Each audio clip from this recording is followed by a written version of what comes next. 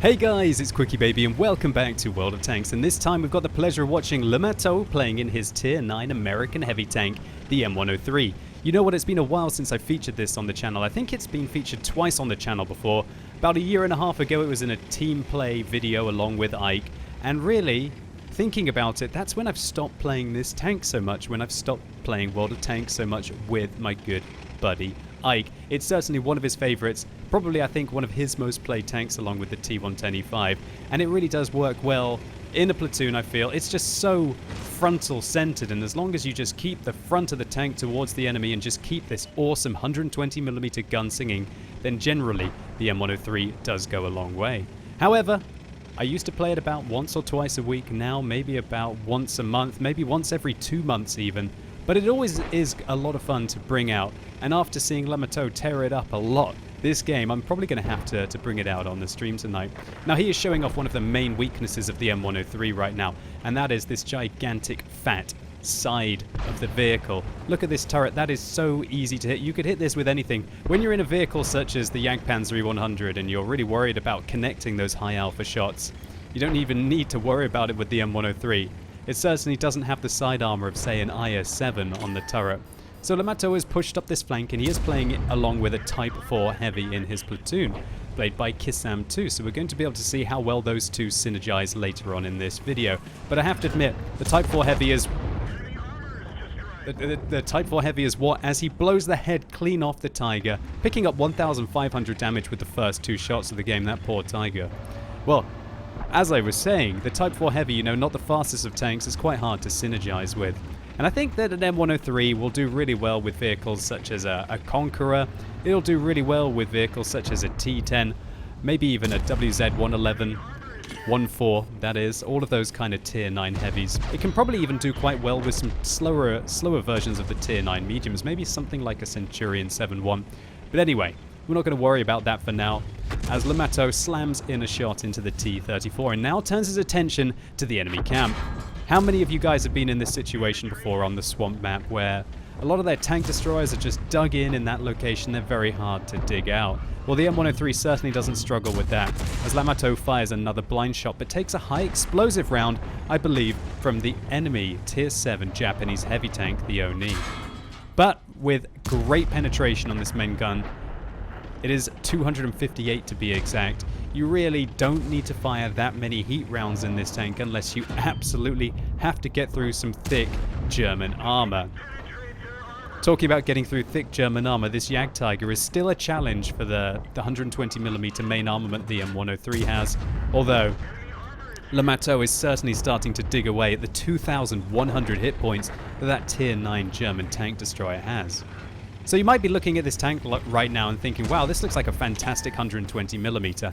And yeah, it is. When we compare it to a lot of the Soviet guns and the Chinese guns and even the E75 at Tier 9 heavy, it does perform a lot better than them. With regards to, generally the DPM on this tank is the same as I think the T10, slightly lower than the Conqueror, but I'm jumping ahead here. I'll get on to discussing this compared to the Conqueror in a second. Just focusing how it compares to the larger caliber guns, the 130mm on the WZ-111 1.4, the 128mm on the E75, and also I think the 122mm on the T10. Fair enough, the alpha damage is quite a lot less. You've got 400 average damage, which is much less than the WZ-111 1.4 and the E75 at 490, but a little less dramatic than compared to the 122mm 440 alpha damage on the T10. But where the M103 does better than those tanks is the aim time. 2.3 seconds aim time is lovely when we're looking at 2.9 seconds upwards on all of the other vehicles. And also the M103 is more accurate than all of those tanks as well.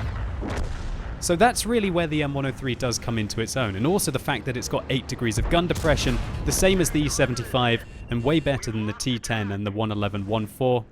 Then it does seem to just work ridgelines better, and you can snap in your shots as you're seeing xlematoux doing here. However, this argument completely goes up on its head when you compare this tank to the Conqueror, because the Conqueror is pretty much like an M103 that kind of sacrifices quite a lot of the hull armor, and I would argue even some of the turret armor, perhaps at least in some parts of the turret, to be able to gain gun performance. You get a better rate of fire. You also get a crazy aim time on the Conqueror. I believe it's 1.9. It probably is 1.9 seconds, and it has awesome gun dispersion as well. And also the accuracy on the Conqueror is better, so if you're really looking for a better performing gun than you might see here with the 120mm on the M103, then you probably want to be going for the Conqueror. And I know there's a lot of skeptical people out there, or a lot of hype around people now unchecking that accelerate crew training on the Conqueror, because who knows, maybe the PC will do the same thing that the Xbox or the console version of World of Tanks just did, and put in the Chieftain leading on from the Conqueror. So it's something that I would definitely recommend doing unless you absolutely, utterly don't want to risk losing that extra crew training that you might have from accelerating on the Conqueror. So, while I am rambling on here, LIVESTREAM has absolutely dominated this game. 3 kills, 4,880 damage. Make that... Oh, no, it didn't! He tricked me! He doesn't quite connect in that shell, but he rams the T-34 too, punishing that tier 8 Chinese medium tank, and finishes him off with another shot, putting his damage total over 5,004 kills, and his buddy in the Type 4 Heavy is now quite a lot worse for wear. Only on 25% of his initial hit points, but at least he is taking the fire from the enemy team, absorbing the fire like those Japanese heavies have to do, and that allows LIVESTREAM to be able to put a good shot into the Waffenträger auf Panzer IV. So that is still a very healthy tank, and I couldn't quite see by the shape of the turret, but it looks like he's using the large caliber gun. That means that if that tier 9 German tank destroyer does roll high, that it's quite likely to take out LIVESTRAM's tank, but he'll have to have a monster roll for that because it's only got 750 alpha damage. So talking about the M103 and its armor, what should you do if you're engaging one of these tanks? Well, just shoot it in the lower plate.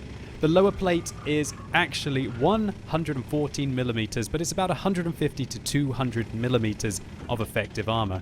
And also, the turret on this tank is very interesting. And there we go. The Borsig did not aim in that big, whopping 150mm shell, and he is going to regret that, as LIVESTRAM is now firing his high explosive rounds against the Borsig. Great ammunition choice here. That means that he ups his damage from the 800 average that he would do, and he rolls for 1,066 with 2 shells against the Borsig, nearly two-shotting that tank and probably wrecking a few of the modules on the inside, which means that he can come around the corner and finish him off. So the turret on the M103, obviously the side is just garbage on this tank, but what about the front? Well, this mantlet, slightly above the gun, it's quite weak. It's got about 250mm. You can probably go through it with about 200mm above the gun, but it's really on top of the turret that you have to worry about with this tank. But LIVESTRAM fires in a... well, it wasn't quite a blind shot there. The T-34-100 not spotted for just a moment, but it looks like LIVESTRAM did actually manage to damage his tank there, and puts him down to a one-shot now, and he's trying to take on this 2 versus 4 situation along with the T-34. He definitely has to be concerned about the GW Tiger P on the enemy team, and there you go, a great jink of the armor there, manages to bounce the WT auf Panzer IV, and now he gets to hunt down the little baby Czechoslovakian medium tank, finishes him off, and I love what LIVESTRAM is doing right now. He is relentless. He probably knows that the WT auf Panzer IV has got a very long reload, and so he's going to try and harass him. We hear the artillery miss, a good shot there into the front hull of that tank, shutting him down and changing a 2 versus 4 into now a 2 versus 2, and also maintaining most of his hit points. I was sure that he was going to lose a lot there to that tier 9 German tank destroyer, but he's got to be feeling very confident now, but it's not. It would be too early to celebrate right now because he's got to deal with the Jagdtiger 88, who shuts down the T-34 on his team. But LIVESTRAM manages to put in the first shot. 390 hit points remaining on that Jagdtiger 88. That means that he should be able to kill him with his next shot. Is he going to be able to do that? As he pushes around the corner, he's got to stay away from the enemy artillery right now. I wonder if he's going to load those 2 heat rounds he's had in his tank this whole battle. Doesn't look like it. Oh, 387, leaving him on 3 hit points. That is rather awkward, and that means he's going to have to put another round into this tier 8 German premium tank destroyer. Finds the hull, takes him out, doesn't need the heat rounds, and we also see that the Jagdtiger bounced 2 APCR rounds there on the M103. So, back to what I was talking about with the turret of the M103, and he was quite lucky to avoid the artillery there. So the turret of the M103 is absolutely bizarre because there's a front plate here that you can see that's quite well angled, but it's actually not very thick at all. To be exact, and I have wrote this down because it's quite a specific number, and I know that you guys are going to correct me if I'm slightly wrong. The front of the roof is 116 millimeters thick, and even with the angling right here, you can go through it with about 200 millimeters of penetration. However, there is one disastrous thing, or a couple of disastrous things about the M103 turret, and this is one of my main suggestions for taking this tank down. You see this whole area here on top of the roof. It's actually only 38 millimeters thick. And remember, with the 3 times overmatch in World of Tanks, that means that if you have a 120 millimeter caliber gun, not penetration, caliber gun, such as on the M103 here, you will overmatch the roof of the M103 and just absolutely devastate it. And if you can't quite see the roof, then why not just shoot the cupola on top of the tank here? It is one of the softest things, I think, on any of the tier 9 heavy tanks, and you only need about 120 millimeters of penetration to be able to punish the tier 9 American heavy tank. So gosh, LIVESTREAM here going against a GW Tiger P. He's been spotted. Will he go around the corner so aggressively? Don't do it! Oh gosh, 545 damage taken there from that German self-propelled gun. He does 359 to him. And what is he doing? He fires another heat round off? Why does he fire 2 of his heat rounds? He hasn't used them the entire battle. Is he making a mistake here? He fires another one? Oh gosh, he's going for the fade-ins medal, isn't he? He's so unbelievably cheeky, knowing that that self-propelled gun is reloading. He fires the 2 spare shots that he had left in his tank to be able to shut him down with the final remaining shell to pick up that fade-ins medal. Oh, LIVESTREAM, that was far too cheeky. And in a way, I wish that you'd been able to put a round into some kind of rubble, or maybe the GW Tiger P had bounced for your greed. But you know what? Your cheekiness and your confidence pulled it off here, and you're rewarded with an extra medal. So what a fantastic result here for LIVESTREAM, showing you what the capabilities are of the M103, this fantastic 120mm armor, at least on the upper part of the hull, and also towards the center and side of the turret from the front.